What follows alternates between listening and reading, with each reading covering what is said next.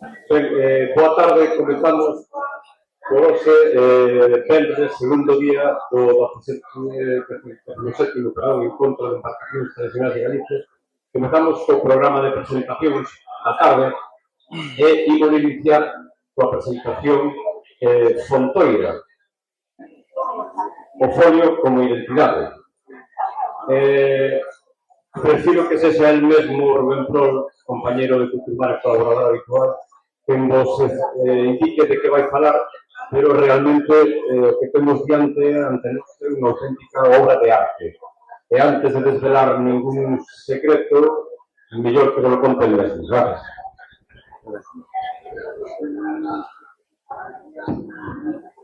Falo por aquí, falo polos dous, da igual, non? Sí, correcto. Bueno, que tal? Boas tardes. Boas tardes, gracias a Culturmar, a Pepe, antes de nada, por invitarme a presentar isto. O meu nome é Rubén, son coautor da Fontoira, que é a tipografía que estades vendo aquí a vosa esquerda, na pantalla. O outro coautor, Lino, non pudo estar aquí hoxe, pero igualmente mandamos un saúdo moi forte a todos, que está no rock and roll. E nada, por que estamos aquí falando de tipografía nun encontro de embarcacións tradicionais? Bueno, aquí é onde ven a parte máis pedante da miña charla, non? Quero facer un alegato á tipografía como un dos inventos máis importantes da nosa especie animal, porque a tipografía, bueno, é unha arte de impresión que nace coa imprenta moderna de Gutenberg. E a tipografía é combinar varias pezas de letras para crear textos, carteles, etc. E iso axudou a transmisión do coñecemento, da cultura, alfabetizounos, sacounos da ignorancia, moita xente, hasta os días de hoxe, non? Hoxe en día consumimos máis tipografía que nunca, porque toda a información que lemos durante o día, desde que nos levantamos pola mañán hasta que nos deitamos pola noite, ou tamén incluso a xente que se deita pola mañán, tamén estamos consumindo información a través do móvil, da pantalla, da televisión, do periódico, das revistas, dos libros. Todo eso é tipografía. E unha das cousas das que non nos damos de conta é que as letras que conforman as tipografías hai que facelas, como todo no mundo. As letras non salen solas dun árbol, non caen, non salen dun ovo. Hai xente que se dedica a facer letras e tipografía, xente con moita dedicación e con moito tempo libre. Unha desas persoas é este señor que teño aquí, que é o señor Raúl Fontoira, mariñeiro xubilado do Grove, do Porto de Meloxo, nacido no ano 1938, aquí o vemos posando coa súa adorna na praia do Curro, ali no Porto de Meloxo. Señor Raúl Fontoira, aparte de ser mariñeiro, sempre tuvo unha afición moi particular, que era dibuixar letras, ainda a día de hoxe. O señor Fontoira, o que máis lle gusta neste mundo é estar sentado aí a dibuixar as letriñas, non lle gusta ver a televisión, así que ten moito tempo para estar aí pintando os nomes da súa familia, das netas. E tamén, unha das cousas que enxeñou este home foi dibuixar un tipo de folio moi característico. Estades vendo o Vil 4, ou o Ville, como lle chama el, o Vil que fai referencia á provincia marítima de Villagarcía, daqui que empeza aquí en Argiño, se non me equivoco, acaba no Grove, toda a ría da Ousa. É moi particular, porque, como vedes, é un V que se remexe sobre si mismo e despois se abalanza polo resto das letras. Este señor, durante moitos anos, dedicouse a foliar barcos, bateeiros, sobre todo, tamén dornas, con este estilo moi particular que vedes. Este estilo de foliar os barcos, durante décadas, estuvo presente na paisaxe do Grove. Calquera persona do Grove ou calquera persona que deu un paseo polo Porto de Meloxo se tuvo que encontrar unha vez con un barco destes que chama moito a atención. É un traballo bastante, bueno, é pintado a man, a ollo, e máis con unha inclinación considerable, non? O sea, ten bastante mérito. Entonces, é un sobrano penso que foi 2015 ou 2016, recibí un WhatsApp de Lino, que non é este que estás vendo aquí, este é unha recreación, pero bueno, podía ser ese tranquilamente, que me preguntou que tal, meu? Eu, e tal, mira, a ti non te sobran estes folios míticos do Bill, así, moi exuberante, moi tal, sí, claro, non me van sonar, claro, pois hai que facer algo con eles, Lino quería facer algo con eles. Lino tiña dúas motivacións principais para facer algo con eles. A primeira e a máis importante que Lino quería recrear este folio, porque daquela Lino axudaba moito no astillero dos irmáns Garrido no Jove a imprimir folios en vinilo para despois dejalos no barco e sacalos. Pero claro, un folio en vinilo, agora mismo fanse coa primeira tipografía que encontras no ordenador e sae para diante. Pero Lino quería isto en particular. Entonces, no astillero, nin nadie sabía quen fixo isto naquel tempo, nin había plantillas, nin había documentación relativo a quen fixo estes folios tan bonitos, non? Bueno, entonces, a partir de aí, fomos investigando e descubrimos que, efectivamente, se tratou de señor Raúl Fontoira, o señor que vimos antes. A segunda motivación de Lino foi que lle regalaron unha camiseta que lle truxeron de Eduard Nené, vale? Que a camiseta era negra, un folio como este que estades vendo aquí na pantalla. Este é un folio característico dos barcos de Eduard Nené, na Bretaña. Ahora hai uns compañeros da Bretaña que seguramente saberán máis que a mí, o igual meto aquí un erro. Lino recibeu unha camiseta con este folio e dixo, hostia, pero que está pasando aquí? A xente, aparte de ter unha maneira moi característica de foliar os barcos, tamén está orgulloso, non?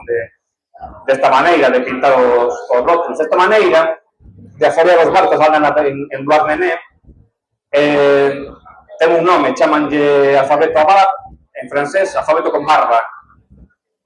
Chamanlle alfabeto con barba por esas como se bifurcan algunhas dos números ou das letras así, en dous cachos, como vedes aquí. Algúns pensan que se fixo así a propósito porque as barbas no mar dan boa sorte, outros discrepan disso, pero bueno. Esta maneira de afoliar os barcos na Bretaña, ali en Eduard Nené, nasceu a mediados do século XIX por imposición da República Francesa, que ordenou que todos os barcos tiñan que levar o folio na proa e máis na vela. Ademais, cunhas ordes bastante estrictas. Tiñen que levar o número das letras a tal tamaño, a tal distancia da amura, etc. E xa, a partir de aí, a imaginación da xente de Eduard Nené levou a facer este tipo de números e de letras tan característicos, do que hoxe en día ainda están moi orgullosos. Hai que dicir que ao principio estes folios non se pintaban, sino que se tallaban a man alzada ou usando unhas guías pequenas de madeira para seguir a liña recta ou as curvas. Outro dos folios que nos chamou a atención, que tamén vimos que a xente estaba bastante orgulloso deles, son estes barcos que estás vendo aquí. Estes folios, estes barcos danse na Amazonía brasileira. Como vedes, son uns folios bastante pintorescos, de cores, así como con relieve, con 3D. E descubrimos que hoxe en día, para revitalizar este tipo de folios, hai unha xente, unha chavalada moi noviña, que ni siquiera é da zona, que son das cidades de Río, de San Paulo, que se fan chamar a sí mismos letras que fluctúan. Son un instituto que un grupo de artistas, diseñadores, xente do audiovisual, que non só se dedican a dar a coñecer este tipo de folios, sino que, ademais, fan obradoiros para que a xente aprenda a pintalos, teñen na súa página web a carteira de xente que sabe foliar para que as podes contratar, etc. Son bastante activos nas redes, en internet. Se queredes seguilos, podedes ver bastante información sobre esta xente. E outra da xente da venda que vimos que estaban orgullosos dos seus barcos son os británicos, ainda que, bueno, xa sabemos que os británicos están orgullosos de calquera cosa que facen, pero en particular con estes barcos estreitos que se usan para navegar polos canais. Sabedes que a illa de Gran Bretaña é navegable casi por todo o territorio a través destes canais que fabricaron, e estes barcos ainda perduran hoxe en día, ainda que están en declive. O seu declive empezou a mediados do século XIX tamén, como están investigando, porque coincidiu co ferrocarril. Estes barcos eran de mercancía e de pasaxeiros, pero cando nasceu o ferrocarril, pois estes barcos quedaron un pouco así con falta de uso. Pero coincidindo coa falta de uso, tamén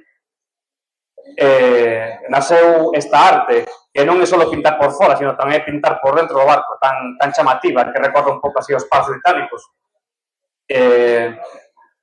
A súa orixe é bastante incerta, polo que lín, algúns do atribuen aos holandeses, outras aos alemáns e outras aos gitanos, incluso. Entón, bueno, visto isto, visto que había que replicar de alguma maneira estes folios, visto que tamén podemos facer como que a xente do Grove ou da ría se pudera sentir orgullosos tamén dunha maneira de foliar os barcos, tomamos a decisión de crear unha tipografía digital daquele tempo. A tipografía, bueno, é un traballo que leva moito tempo, ao final conseguimosla, foi isto, daqui, que estades vendo. Fixemos un pouco o traballo de arqueoloxía, sabes? Os arqueólogos encontran un cacho de mandíbula, un cacho de dente, e saben reconstruir o cráneo inteiro, e saben hasta como se chamaba fulano, e que comía, e todo eso. É increíble.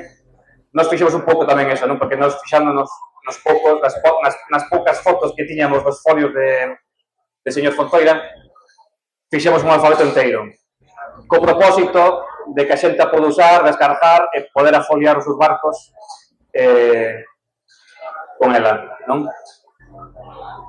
Aquí vemos uns exemplos de xa casos de uso que fomos vendo ao longo dos anos. Hai que dicir que ao final esta tipografía rematámola e publicámola en 2001 porque, bueno, chegou unha cousa que se chamou a pandemia, o confinamiento, que nos deu moito tempo libre a algúns, e entón aproveitamos para rematala. O barco de arriba a esquerda é un jaleón, que ahora mesmo non me acordo como se chama, un de vos sabedes, igual, sinto que non sei como é. Despois a dereita temos a surfeira, que é unha adorna nai dos amigos da adorna de Portonovo, e abaixo temos a rabandeira, que é unha adorna, se non me equivoco, é de Cambados, ou de Cambados. Cambados, creo. Bueno, a acollida que tivo a tipografía transcendeu o caso de uso de facer folios e, bueno, tivo a acollida moito máis grande da que esperábamos e a xente non só a usou para hacer folios, sino que tamén fixemos camisetas, fixemos tazas, fixemos números de casas como o número 87 de Veloxo, temos aí. E a outra foto, pois, é un escaparate dunha óptica do Grove, que tamén a óptica de Ana chamase, que tamén lle deu moito uso. Isto é todo. Esta é a dirección online, onde podes encontrar máis información acerca da tipografía, fontoira.gal, onde contamos a historia, onde podes descargar a tipografía gratuitamente, se é para uso personal, ou tamén podes aportar a unha cantidade que consideres necesaria se a ides usar para uso comercial. Teño que dicir unha cousa que se me olvidou, as fotos anteriores de señor Fontoira son propiedade de Miriam Barral, fotógrafa do Grove, que me accedeu moi amablemente, que non quixo poñerlle marca de agua porque considera que é unha horterada, entón teño que dicilo de boca. E nada máis. Isto todo.